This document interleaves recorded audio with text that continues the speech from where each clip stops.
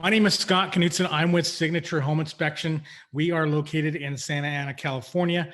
Our coverage area is Orange County, North San Diego County, LA County, parts of Riverside and San Bernardino.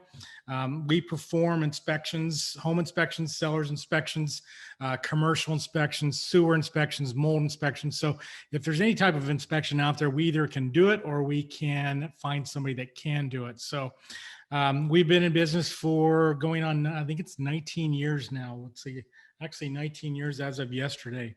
So again, I'm going to give you information at the end of the presentation with my contact information. If you have any questions, feel free to put it in the chat or the Q&A, and I will try to answer those at the end of this class. I tend to like to do it at the end because it does slow us down if I'm stopping and answering questions. So it's a little bit easier to do it at the end. Let's see here. So we're going to go over, the class is called Safety First During Home Inspections. So we're going to go over some of the items that we're looking for when we're doing home inspections that are related to safety, that are pretty standard. Some of this information you may already know. There's something that I also wanted to add to the class that's actually not in the presentation, and we'll start with that first. So as a home inspector, when we're on site, the first thing we have to keep in mind is safety for all parties involved. And some of the things that we're looking at is you may have inspectors that will allow clients up on the roof or into the crawl space or on a ladder. We tend to not want that liability because if somebody falls, for example, if I put my ladder up and somebody falls on it, I'm liable for that. So some areas of the home that we tend not to let clients up on would be the roof.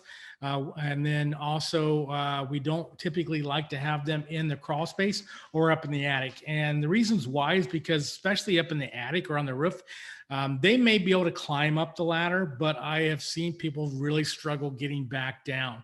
And so sometimes when I find this happens sometimes where we'll be up on a roof and without even seeing it, without even knowing, we'll have the client that will just follow us on the way up.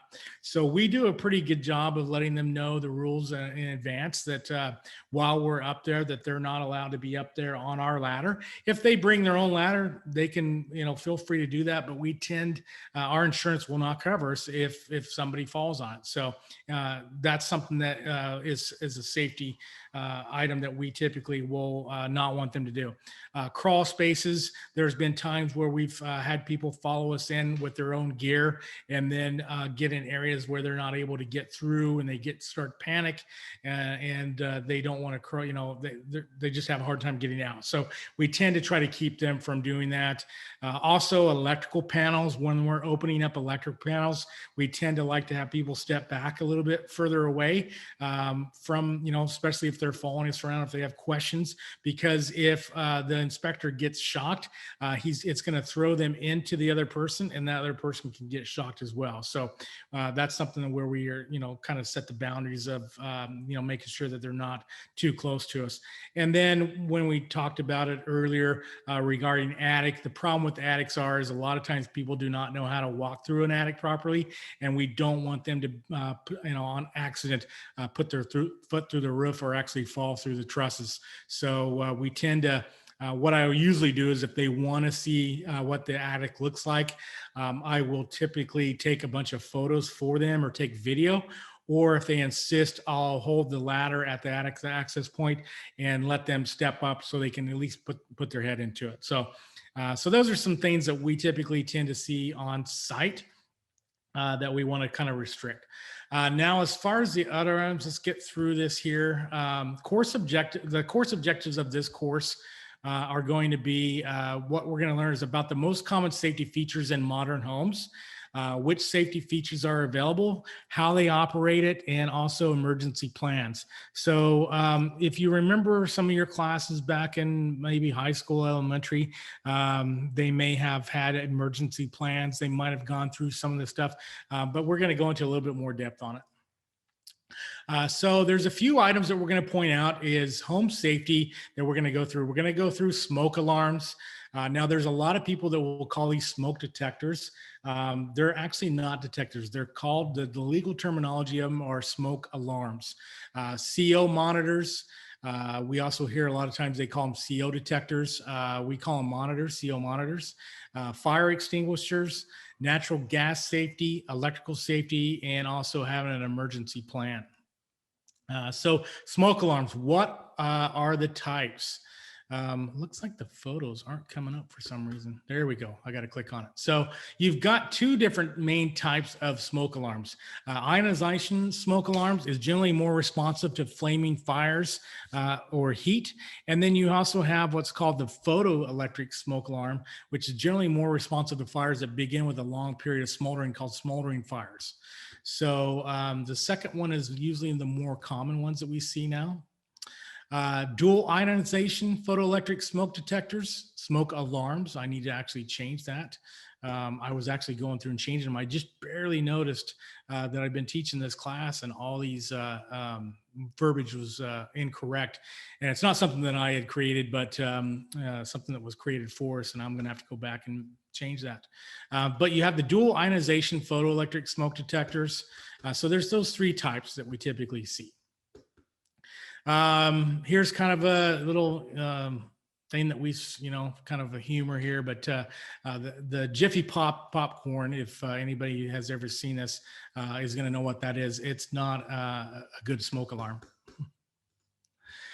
Smoke alarms. So why do we need them? So a properly installed and maintained smoke alarm is the only thing in your home that can alert you or your family to a fire 24 hours a day, 7 days a week. Whether you're awake or asleep, a working smoke alarm is constantly on alert, scanning the air for fire and smoke. Some of the new smart home ones will actually, you'll be able to have an app to it. So I have the Nest in my house. I've got one on each floor. It is a combination of smoke and CO. And if anything is going on when I'm not around, it'll actually send me a text and notify me if there was something going on. So for example, one day I had a water heater that was being installed. I wasn't here and they were using the butane torch to solder the piping. And my smoke detector in the adjacent room actually notified me of the smoke that was coming from that. So those are actually pretty neat to have as well, because they will notify you if you're not there. According to the National Fire Protection Association, almost 2/3 of home fire deaths resulted from fires in properties without working smoke alarms. A working smoke alarm significantly increases your chances of surviving a deadly home fire.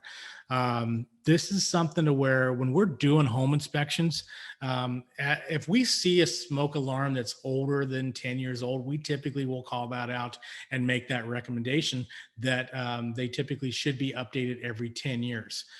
If we see one that is turned yellow and it's no longer white, that's a good indicator that it's over 10 years old. So even though it's there, we might not call it out that they're missing, but we're going to make a note in the report that that they appear to be 10 years old and would be recommended that they update them. So where to place them? We get this question quite a bit, and I've actually put it in our reports, the recommendation of where they should be placed at.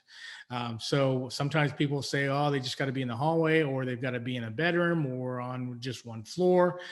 So where to place them? So typically you should have, and this is in California, I don't know about other states, but you should have one on each floor. So if especially in a area, so for example, if you have a townhome and it's 3 floors, you would need to have one at least on each floor. If it's a main floor and it's just a garage and an entryway, you would still need one in that entryway. So you'd have to have one on each floor.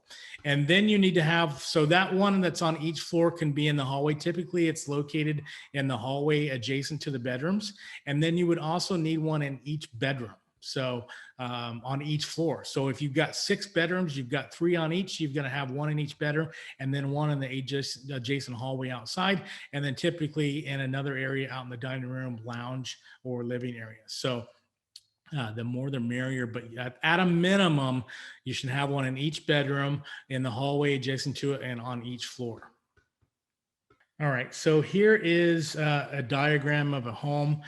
This one has carbon monoxide built in to it as well, or you've got the carbon CO detector, because sometimes you'll have them CO detectors built in. And then also heat alarms, escape ladders. We'll talk about the escape ladders and so forth, and then fire extinguishers as well. So ideally, it'd be recommended to have a fire extinguisher on each floor as well. It's not something that is required, but for example, I've got one on each floor. They're pretty inexpensive. They're probably about, if you get them at Costco, you can get them for two for 25 bucks or two for 30 bucks. They're not too bad. So, all right. So this is not something, not where you want to place a smoke alarm. So as inspectors, we see a lot of times where we get to the property and we will see a nice brand new smoke alarm or CO detector sitting in its packaging, just sitting on the counter on each floor. That is not adequate. They have to actually be installed. So if we come to an inspection and it's in the package and it's not installed, we're going to call it out that it's not, it hasn't been installed. Because we don't know that as soon as we leave that package leaves.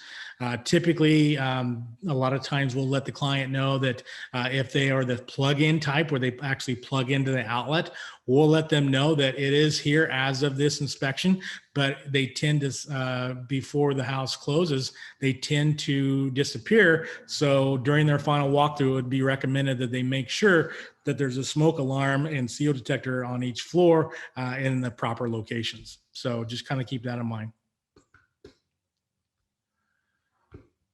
All right, get to the next one here. Again, this is kind of a joke here, but uses of a smoke alarm in the green section of that pie chart to let you know when there's a fire, and then in the red to let you know when you've been cooking. So I don't know how many times people will set out their smoke alarm when they cook, but I've done it a few times. I'm sure everybody's done it a few times, kind of a joke, but it's actually to let you know when there's a fire. So again, smoke alarms, when do you change the batteries? Typically, most people will change their batteries. There's two ways you can look at it. You can change it when the time changes, unless you live in Arizona, obviously, or I think there's actually another state that they don't change their time. In that case, then you would want to change it at the beginning of the year. So you have two ways. You can either do it when the time changes, or you can do it at the beginning of the year on New Year's. So those are the two times ideally you should change out your batteries. Don't be like me. I remember one time when we moved, we had a bunch of boxes that we hadn't unloaded yet. And of course, they always go off in the middle of the night, 2 o'clock in the a.m. This alarm starts going off. It's not going off. It's just that beep. It's that annoying beep every few, like every 5 minutes. And I could not, for the life of me, find it. And actually actually had to go down to Walmart. They were open 24 hours at a time, went down, got batteries, replaced every single one of them, and there was still beeping going on. I ended up tracing it to a box. It was a CO detector that was in the box that we hadn't unloaded yet that was beeping and going off. And so, it was one of those things, but it was just one of those mind-numbing things where it was just like, where is it? Where is it? So. And then when do you change the smoke alarm? So like I mentioned earlier, manufacturers suggest or recommend every 10 years. So they should be updated or changed out every 10 years. I think the new ones now will have a 10-year battery. So you're not having to change them out as much as far as the batteries go. So typically every 10 years. So if we go into a house and the battery, smoke alarms are obviously 20 years old, we're going to make that recommendation on our report. So that's going back to the smoke alarms, the new laws. So effective January 1st, 2014, Senate Bill number 745, Chapter 183. And this also notes smoke alarms that have a 10-year lifespan, power source, or non-removable, non-replaceable battery that lasts for 10 years.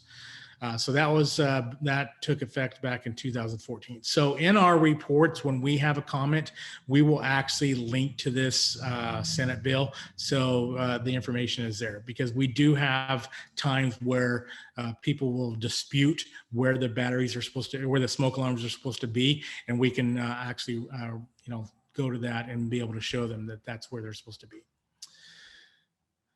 And then also is grandfathering. I know that we hear that a lot of times. Well, it's grandfathered. Not on this. It's not. It should be updated. You're not able to go in there and say, well, that's how it was when the house was built. That's what we're going to do. That's not the case in this. They all need to be updated. Here's some information if you want to take this down. The information we're providing in this for the smoke alarms would be the National Fire Protection Agency, which is www.nfpa.org, and the U.S. Fire Administration, and you can see the website there.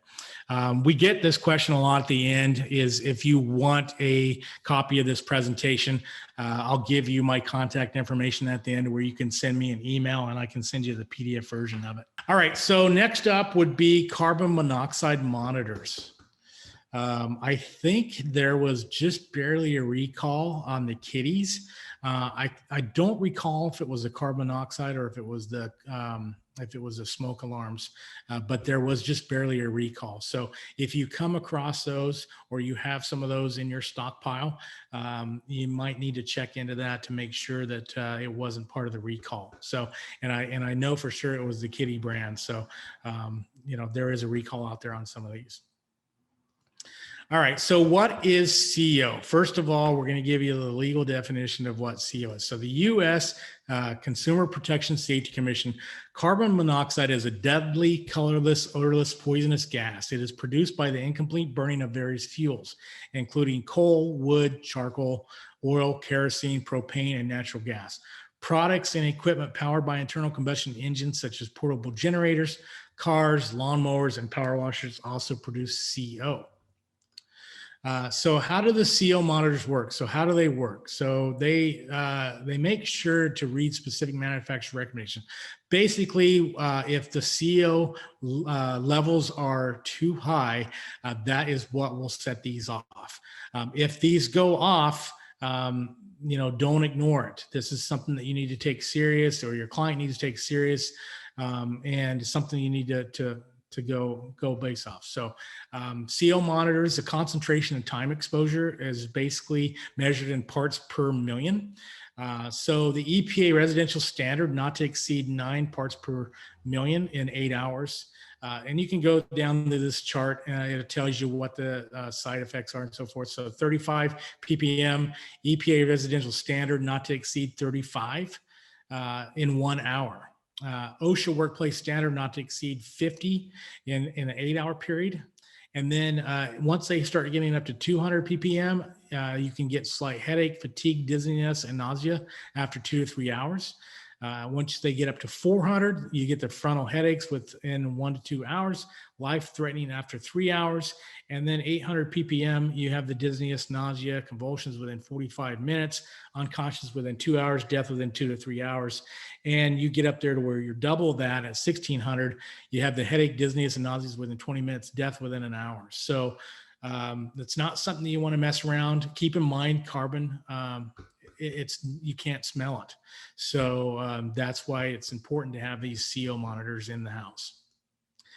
CO monitors, you should have one in each floor. So you don't have to have them in every single bedroom, but it would be wise to typically install these close to the bedroom or near any gas burning appliance.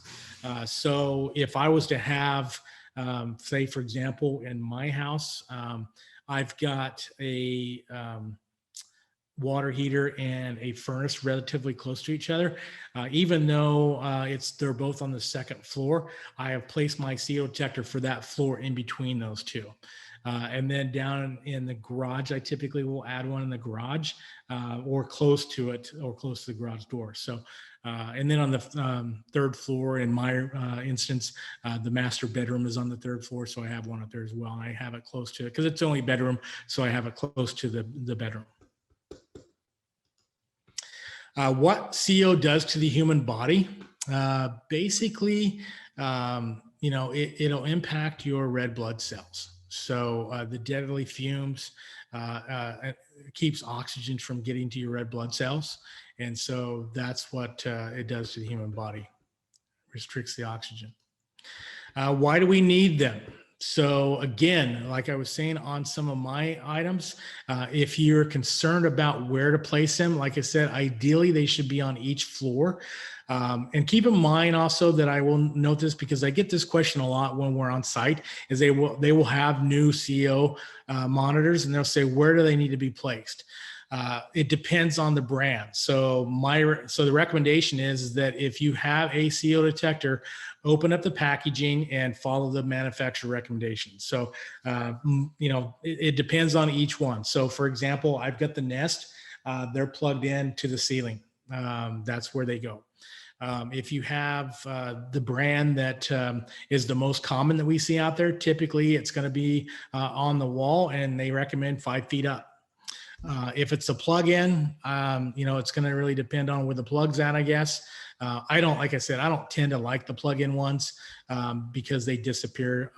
They tend to disappear and they don't seem to last as long. So, but typically, if you're concerned about where you're going to place them on each floor, I would consider, placing them close to your, these appliances that have combustible. Again, where to put them, here's back at that map. So we're going to look at the carbon monoxide alarm, which would be the blue, or the combo. You don't have to have both. If you have a smoke CO combo, you don't need to have an additional carbon monoxide alarm. So in here, they recommend putting them in the bedrooms. If it's just the carbon monoxide, you'd want to have one on each floor. If CO poisoning is suspected, open windows and doors for fresh air, leave the house and call 911. So if your alarm goes off, the first thing you want to do is open the windows and doors to air that out, and then leave the house and call 911. That's something to where if obviously if you feel like it's an appliance that's causing it, then you would have to get the HVAC contractor or plumber or whoever's whatever the suspect is to get them come out to take a look at it to make sure find out why it's emitting the CO. Most of the instances that we see, it's typically whenever weather turns to cold. You see in the news, this family was saved by somebody because the CO levels. It's usually because of the furnace that we typically see those issues in the news where the family didn't wake up the next morning. It's usually there's a leak somewhere. It's a heat exchanger crack. Something's causing the CO levels to spike. So we got through that. So the next thing we're going to go through is fire extinguishers. These are pretty standard. There's going to be different kinds depending on what, if it's a commercial property, if it's a restaurant, if it's a home. So this is kind of the overview of the operating parts on the fire extinguisher. So at the top, you've got the safety pin, you've got the nozzle, you've got the pressure gauge, you've got the handle and the levers, and then you've got the high pressure gas canister, and then the dry chemical carbon dioxide or water would be at the bottom. So that's kind of Scott. Yes. I'm sorry to interrupt you, but you do have a couple questions in the Q&A that I can read off to you regarding the CO sensors. If you'd like. Yeah, I let them know that I'm going to answer those at the end. Okay. Okay. Yep. I didn't know if you wanted to before moving. Yeah, we'll answer everything at the end. Okay, sounds good. Yep. Okay, so go back through this fire extinguishers. Type of extinguishers, you've got the dry chemical. Types of fires that typically use on this would be normal combustibles, burning liquids, or charged electrical. So charged electrical would be if it's electrical fire, if there's a panel that catches fire. The burning liquids would be gas or oil. And then normal combustibles would be like if your desk is on fire, for example. Types of extinguishers, again, we're going to the carbon dioxide. This is a different type. So you've got the carbon, let's see, you got the dry chemical, and then you got the carbon dioxide. So types of fires that they use with this one would be the normal combustibles, not as efficient as the dry chemical. You've got the burning liquids and the charge electrical. So this one's not as common as the last one we talked about, the dry chemical. And then you have the pressurized water. We don't see these very often anymore, but they are out there still. Basically, it's just a pressurized water. It's kind of like if you were to have one of those, what's the pressurized spray bottles that you can buy at Costco or Lowe's. It's kind of the same setup, but just a higher pressure of water. Also, you have the halon, not typically seen outside of large businesses with expensive electronic equipment, and then also wet chemical, which is generally seen in a restaurant business. So those are the different types of fire extinguishers. So how to use fire extinguishers. So I don't know if anybody's ever used one before, but you're going to use I think they call it acronyms, called PASS. So pull, aim, squeeze, and sweep. So basically you're going to pull the pin, you're going to aim it, you're going to squeeze the handle, and then you're going to sweep from side to side. That's how you use them. They're pretty basic, but you just kind of have to remember that you got to pull that pin out first. Natural gas safety. So this is something that we will go over with the clients when we're on site, and that you should also know where this stuff is as well, for your own home or for your clients. So where is your gas shutoff? What we do in our report is we will take a picture of each shutoff. We're going to go over the gas, the water, the electrical, the sub panels. We'll take pictures of them, and we'll note in our reports where these are at. There are some people that, some inspectors that will actually tag these with labels. We did that a long time ago, but we started getting calls from sellers for whatever reason saying, hey, why did you put this big, it wasn't even big, but it was just like a tag on it, and they get upset. So we stopped doing that. We just started going to photos and putting it at it's like one of the first pages of your report, so they know where these are at. We'll also go over it with them during our review of the inspection. We'll go around and show them where everything's at and show them how to shut it off. But for this class, we're going to go over this. So here this is going to be on the left side of a house. If you've noticed that, say for example, I think this house was in Irvine. Typically the gas company will run a gas line through the middle of the property, and then that way they can tag into it and not have to have meters on each side of the house. So on the next row, the next house is over, they're going to be typically will be set up the same as this, because they're just doing like one tree branch in or one line in, and then they tap off to it. So here on this one, this is going to be on the left side of the house. How do you turn it off? So this is kind of an like a diagram for how to turn it off. This may be common sense to some of you, but you'd be surprised how many people do not know how to turn this off. So you can either have a gas shutoff wrench, which sometimes you can actually buy them and chain it to the unit, or at a minimum have a crescent wrench somewhere that you have access to. I have one in the junk drawer where I know where it's at. I can go and I can go get it and I can shut it off. So when you get to these, there's not going to be a lever or anything. It's just this shut off valve. And so in the upper right hand corner where it says off, you want it to where it's diagonal. If it's in the on, then it will be horizontal. So that's how you turn them on and off. So a lot of times we get to a property, if the gas has been off by the gas company, this will actually be locked to where nobody can operate it until the lock has been removed. So sometimes we get to a house, if the gas has been shut off, especially by the city, there's not a way for us to take that off.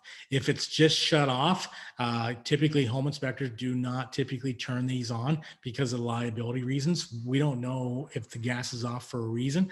Maybe there's a leak and they're not aware of it. So we typically will, notify the agent or have the listing agent notified. If they want it turned on, we'll have them turn it on. It's not that we don't know how to turn it on, but it's not our job to turn on gas to a property prior to the inspection. It's a liability reason. And it comes back to people say, well, it's such an easy thing. I've done several inspections for fire department, guys that work for the fire department. And I've always asked them, I said, what do you do when you get to a house and it's on fire? And he goes, the first thing we have to do is we have to make sure that the gas company has shut the gas off. He goes, until it's done, we will not enter that house. We won't even start to fight the fire. So that's how serious it is when there's a gas leak, or if it's off and on. They will not even start to fight the fire until they have got confirmation that the gas has been off to the property.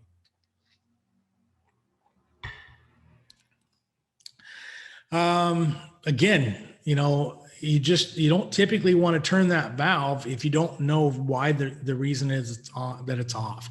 And the last thing you want to have is a natural gas explosion. So it can, I don't know if you've seen some of these movies, especially there's one that Tom Hanks was in called The Burbs, where the house actually blew up because of a gas leak.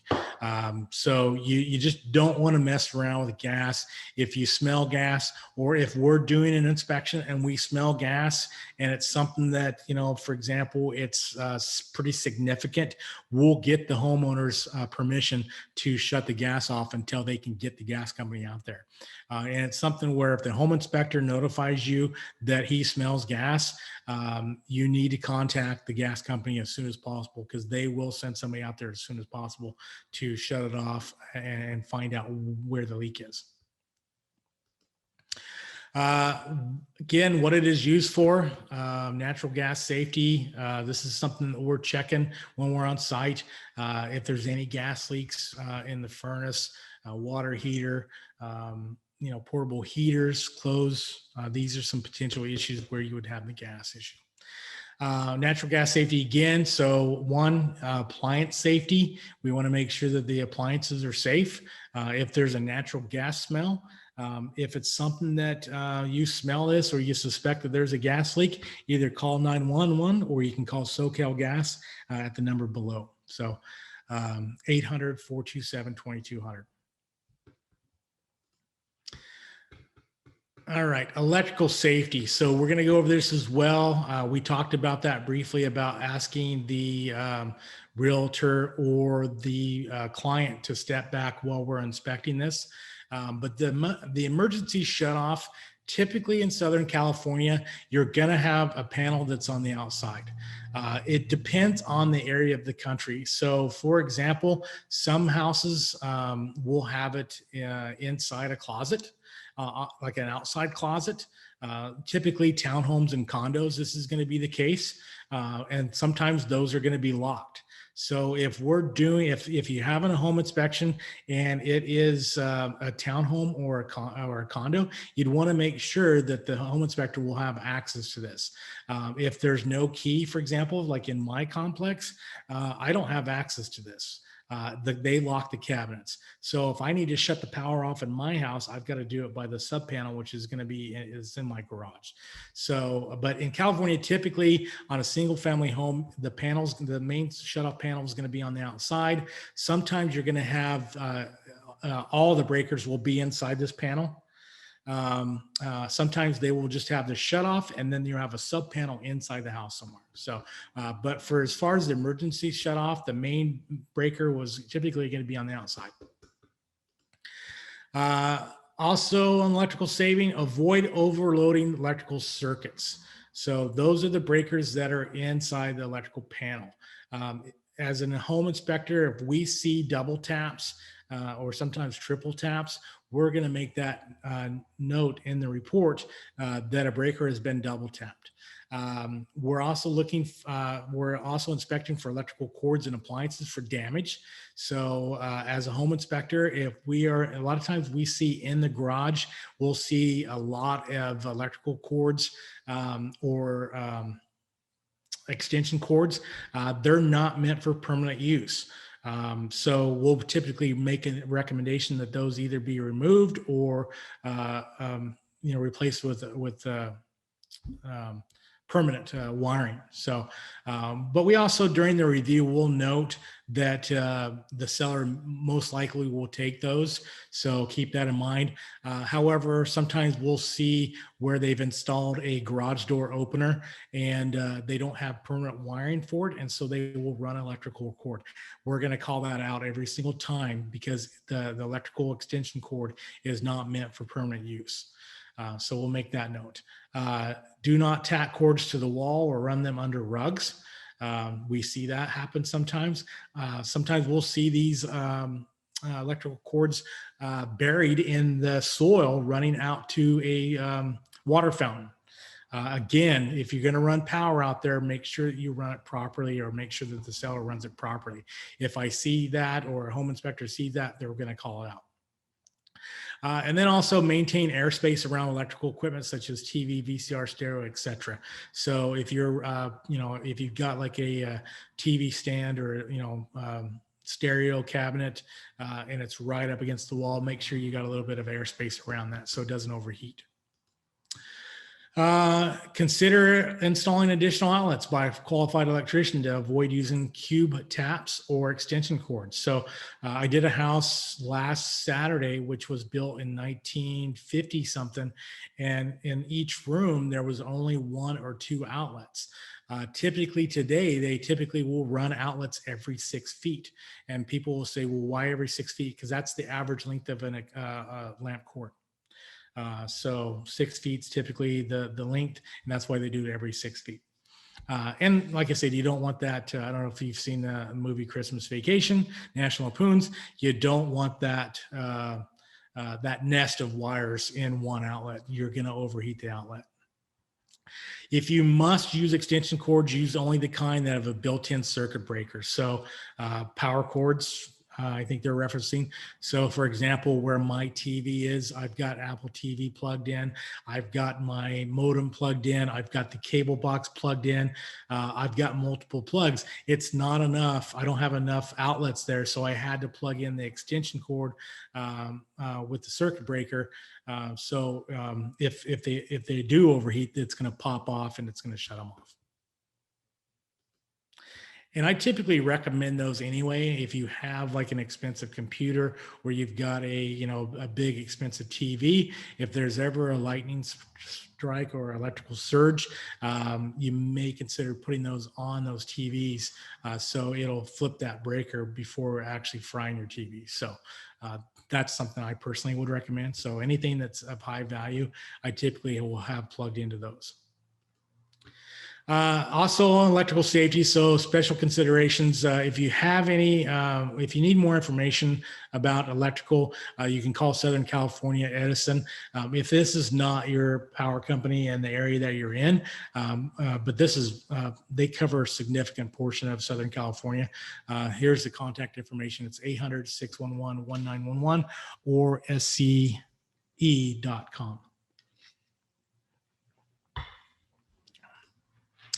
All right, so the next one we're going to go over will be emergency plan. So this is something that every household should have, and it is a make-a plan. So you'd want to make a map. This is where we're saying before, most work places will have their fire escape plan, no different than your house. If you've got a house and you've got children and you've got family members, you should have a fire escape plan and where you're going to meet up. So I know this is kind of a cartoon one, but this would be adequate to where, you should know and everybody in the house should know where to go, where to access it, what door to go out, how to get out of the house and where to meet up so you can take a head count. So always have that. Also, it's always a good idea if you have a second floor to have a second story ladder to where, for example, if there's a fire and the only exit is through the bedroom window on the second floor, you should have a second story ladder where you can actually get out of the house. So no 2 exit routes from all rooms. Keep that in mind that there should be 2 exit routes. We do commercial inspections, and you'd be surprised how commercial construction has changed, even in hotels. I don't know if you've ever been in some smaller hotel chains where there was a stairwell only at one end of the property. Now, all new hotels like that are going to have stairwells at each end. Because, for example, if there was a stairwell at one end and only one end, and the fire was at that end, how are they going to get out? They now today they will have at least two exits in a hotel. So that's kind of the same on your residential. You know, at least two exit routes from all rooms. And that one of those would be done with a second story ladder. This is just something that's on, you know, the thing you'd want to, I don't know if this is even playing. I haven't ever played it. No, it's not playing. So make sure your window bars have safely been released. So have a safety release. As a home inspector, if I'm doing a house and it's got safety bars on it, there better be a latch on it to where they can be opened in case of a fire. If it doesn't, if they are bolted on and there's no safety release, we're going to call it out as a safety issue. Another thing that we'll make notes on is if the window is too high, if it's over 44 inches. Now, that's something that can be grandfathered in, but it doesn't mean that we don't put it on a report. So back in the day, they used to put these small windows in bedrooms, and an average sized person would not be able to get out. They would not be able to get up to the window. So today, houses are built where the window sill at the bottom here is not higher than 44 inches. If we do an inspection and the window sill is, say, 60 inches, we'll make a note of it, but we'll also explain to the client that they can't, you know, they don't have to go in and change out the windows, but they ideally should have some sort of furniture or step in there to where they can access it if they have to get up and over that window. Again, with the emergency plan, practice, practice, practice. If you've got a family, you'd want to make sure that you go over this emergency plan. Here's some phone numbers for your emergency plan that you'd want to put on there: 911, non-emergency, find out your city's own emergency number, and then also here's Southern California Edison. So this class is one of the shorter ones that we teach. I'm going to go through your questions here, but this is our contact information. So again, the name of the company is Signature Home Inspection. The phone number is 888-860-2688. Our website is signaturemore.com. If you want a copy of this presentation, send me an email. My email is scott@signaturemore.com. Again, I'm going to go through these questions here. I also have a podcast. So if you're interested in being interviewed for a podcast to expose yourself to, your business, your real estate business to the masses, reach out to me. I'd be happy to interview you. Interviews typically take about a half hour, 45 minutes. We post them on our website. We provide you with the information where you can post it on your website. And basically, we're just going to be talking about the real estate industry, home inspections, and other items in our podcast. So if you're interested in being interviewed on our podcast, let me know. Again, my email is scott@signaturemore.com. So let me go up here to these Q&A answers. I gotta downsize from this here so I can read it. Oops, hold on a second. I gotta stop share. Okay, let me find those questions. All right, so if the smoke detector combined with carbon monoxide detector, where should it be installed? Again, if it's a combo, you should have one on each floor, preferably in the hallways outside, and you have to have one in each bedroom. So if you're buying all of them, carbon monoxide and smoke, if that's the only ones you have, again, you still have to have them in each bedroom. If it's a combo and you're going to install just regular smoke detectors, the carbon monoxide and smoke detector combo can be out in the hallway. So you just have to have one on each floor. Is an audible CO alarms required? Yes, they are. How are you going to, if it's not audible, how would you tell? They have to be audible. So I think that's it. Recording. So yeah, the recording will be sent out by OCR. And I think that's it. Anybody else have any questions? Again, like I said, you can contact me at scott@signaturemore.com, or you can give us a call at 888-860-2688.